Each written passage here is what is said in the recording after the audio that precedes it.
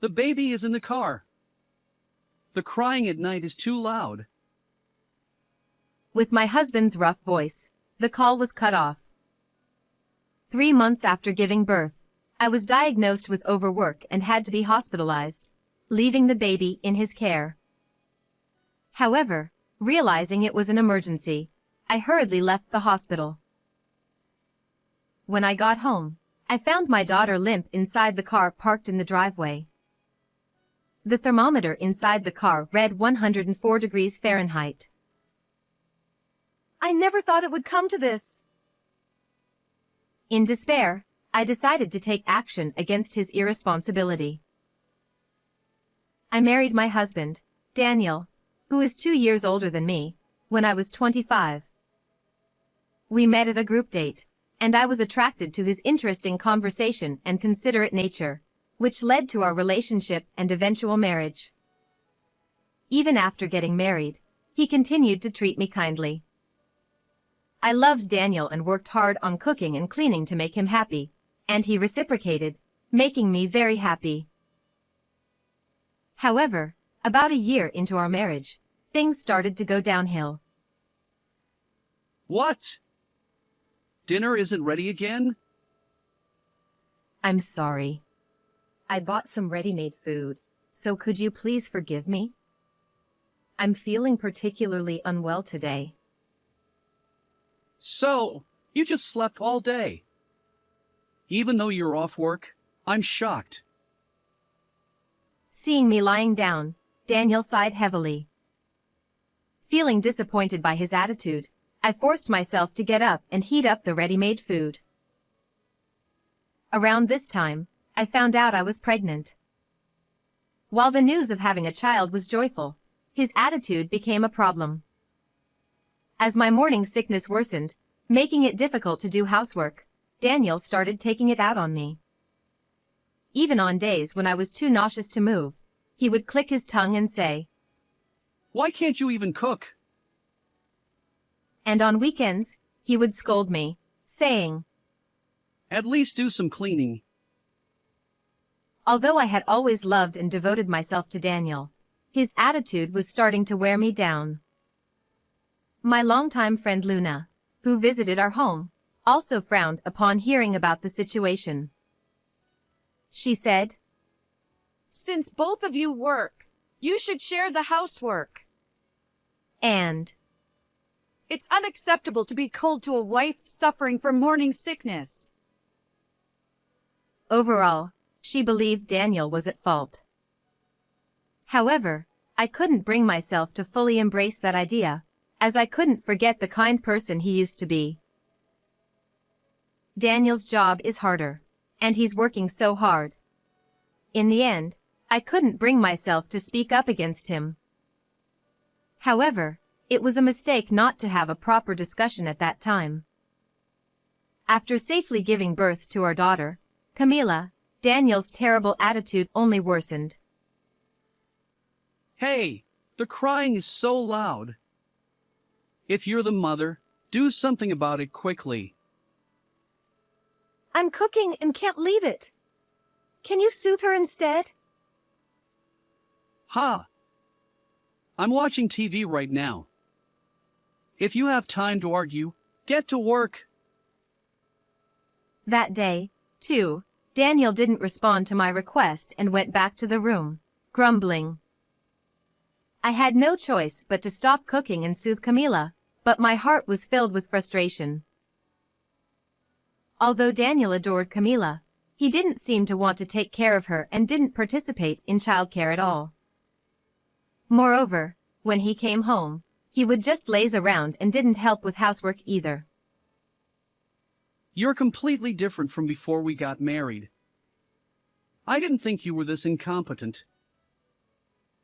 Maybe he lost his affection for me because I couldn't keep up with the housework.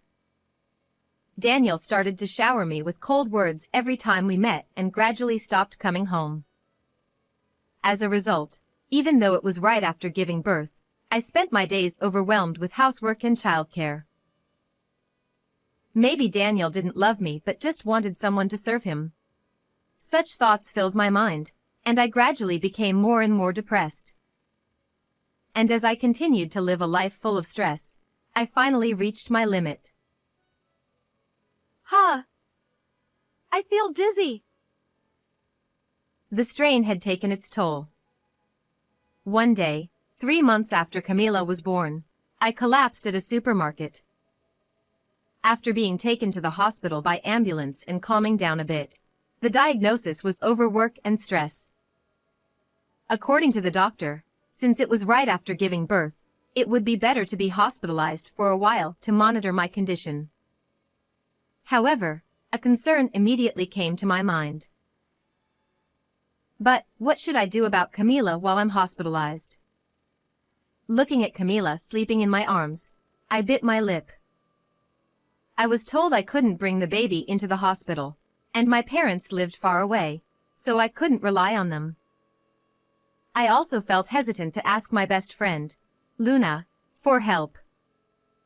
However, in the evening, Daniel, who was called to the hospital by the doctor, smiled brightly. Oh, come on. Just leave it to me. I always take care of Camila, so you can relax. To my astonishment, he lifted Camila from my arms with a big smile. Watching Daniel put on a good face in front of the doctor, I couldn't help but feel uneasy. After all, I had never seen Daniel participate in childcare before. However, the doctor, unaware of the situation, nodded in satisfaction and quickly sent him and Camila home. Is Daniel really taking proper care of her? Back in my hospital room, I was filled with anxiety instead of resting. In the 3 months since giving birth, I had realized how challenging it was to take care of a baby. I couldn't believe that Daniel, who had been lazy all this time, could handle such a big task. He didn't even know where the baby bottles were kept. I'm really worried. Unable to rest, I decided to call Daniel. However, he, who was supposed to be at home, didn't answer the phone. Even when I sent an email, there was no response. Maybe he's busy taking care of Camila. I suddenly remembered myself right after giving birth. Indeed, I had no time to worry about my phone and was busy taking care of the baby all day long. Thinking that Daniel might be in the same situation, I decided to wait until morning to see how things would go. But I ended up regretting this decision. The next morning, I started calling Daniel again from around 7 o'clock, but still couldn't reach him. As I spent the time anxiously, he finally answered around 10 o'clock. Daniel said, Stop calling me so many times. I'm busy here. The reliable face he showed in front of the doctor the previous day was nowhere to be seen. Daniel, who shouted irritably, made me grip my phone tightly. I'm worried about Camila. Is there anything wrong? Daniel replied, She's in the car. I put her there because her night crying was too noisy. What? Daniel continued. That's enough, right? Don't contact me anymore. And then he quickly hung up the phone. I felt the blood drain from my face as I held my phone. The temperature had been rising rapidly since early morning, and even though it was still morning, it was already extremely hot. If what Daniel said was true, Camila was left in the car in such heat. This is terrible. Unable to stay still, I found myself leaving the hospital and heading home. I knew I shouldn't, but I thought it would be too late if something happened to dear Camila. And my decision was not wrong. No way. Camila. When I arrived home and looked inside the car, there was Camila lying limp on the back seat. The car's thermometer read 104 degrees Fahrenheit, and it was hard to believe she was okay. After hurriedly calling an ambulance, I tried to get the car keys. However, no matter where I looked in the house, he was nowhere to be found. Unbelievably, Daniel had gone out somewhere, leaving Camilla behind. I can't believe this is happening. I clenched my fists and burst into tears. If I had insisted on being hospitalized with Camilla at that time, she wouldn't have been in danger. I thought that Daniel would somehow think about Camilla. I never imagined he would consider her so unimportant as to abandon her care. Coupled with the dissatisfaction I had been feeling, I finally exploded with anger towards Daniel at this moment. I will never forgive him for putting Camilla in danger. In the end, he didn't care about the family at all. And at that moment, to prove this fact, I received an email. What? This is... And seeing the content, I vowed to take revenge on Daniel. The next day, as I was sitting on the bed, trying to calm myself, the door to the hospital room opened early in the morning. Hey! Is it true? Looking up, I saw Daniel standing there with a frantic expression on his face. I quietly watched him, still seated. Oh, you came so early? Of course I did. I woke up to find Camilla gone, and then I got that email. The truth is, the night before, I had sent him an email after returning to the hospital. The content of the email was that Camilla had died. Daniel must have been extremely panicked when he saw my email and found Camilla missing from the car when he got home. As a result, he rushed to see me. That was a lie. Camilla is alive. When I said this casually, he gaped at me. This was because Camilla, who was thought to be lifeless, had somehow been saved by the emergency team's treatment. However, it seemed that if the report had been delayed even a little, she would not have survived. Although I caused trouble for the hospital by leaving my room without permission, it was nothing compared to saving Camilla. She is now resting in another room in this hospital. What the? So there was no need to panic. Relieved by my words, Daniel sighed in relief, but his complete relaxation only increased my irritation. While it was fortunate that Camilla was safe, this incident was not something that could be brushed off with "it's fine" because she was saved. Why on earth did you do such a thing? Staying in a car with the engine off in the summer is dangerous even for adults. Shut up! I didn't think it would turn into such a big deal. It was meant to be a lesson. Seeing that he was completely unrepentant despite Camilla's life being saved, I frowned deeply. If things continued like this, Daniel would surely endanger Camilla again and again. As her mother, I had to prevent that at all costs. And there was one more thing I needed to confirm with Daniel. During this lesson, you went out with your mistress, didn't you? I glared at him with a calm voice, and he widened his eyes in shock. What? What are you talking about? Don't play dumb. I have proof. Seeing his clearly flustered state, I took out my smartphone and showed him a picture. This. It's you, isn't it? It was a photo of Daniel entering a hotel with a woman. Actually, after discovering Camilla slumped in the car, I received an email from my friend Luna. She said she had accidentally spotted my Daniel walking with an unknown woman in the town at night. Knowing the situation between my husband and me, Luna was convinced it was an affair and followed them, taking decisive photos. She hesitated all night about whether to send them to me, but in the morning, she finally decided to send the email. This photo was apparently taken last night. It matches the time when Camilla was in the car, right? I questioned Daniel with a voice trembling with anger. In other words, after putting the crying Camilla in the car, he went to meet his mistress.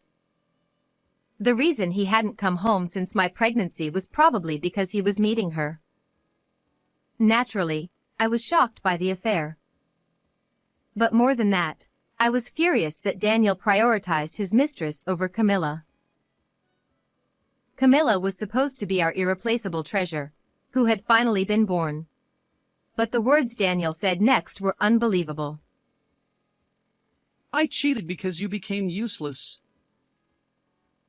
Instead of apologizing, Daniel turned red with rage. If you didn't want Camilla to end up like this, you shouldn't have collapsed.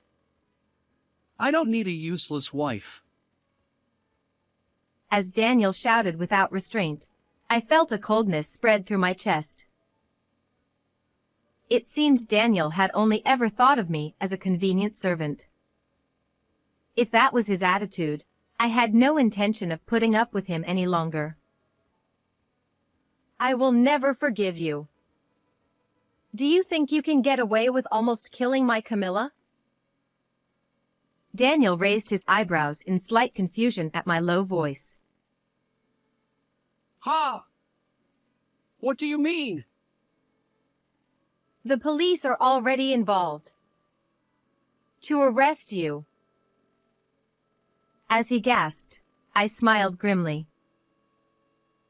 When I called the emergency services, the police had also arrived at the scene. I had told them everything, including how Daniel had left Camilla in the car and gone out, and how her life had been in danger. The hospital staff also joined in the complaint. So, it's only a matter of time before you're arrested. I glared at Daniel with all my pent-up anger. I had no hesitation about turning him over to the police. It was unfortunate that we couldn't build a wonderful family together, but the kind Daniel I once knew was gone. No way! Are you serious? Of course. We're getting a divorce, so stay away from me and Camilla. Finally understanding his situation, Daniel turned pale and began to apologize desperately. I apologize for everything. Please, I don't want to go to jail. I'll change. Please forgive me. But his apology didn't reach my heart at all. Even at that moment, Daniel was only apologizing to save himself. I told you, I will never forgive you. Reflect on your actions in prison. My cold words left him stunned. Seeing the changed Daniel in front of me, I pressed the nurse call button to summon the police. Later, I divorced Daniel. He was arrested for his treatment of Camilla. Considering the affair and the fact that I collapsed from stress and overwork, Daniel was ordered to pay $40,000 in alimony, more than usual. Even if he gets out of prison, he will live alone with debt. Meanwhile, after being discharged from the hospital, I returned to my parents' home with Camilla and focused on raising her for a while. Surrounded by my adorable Camilla and kind parents, I am now living a healthy life both physically and mentally. In this warm environment, I plan to think about the happiness of myself and Camilla from now on.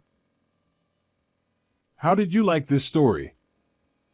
Please subscribe to the channel. See you in the next video.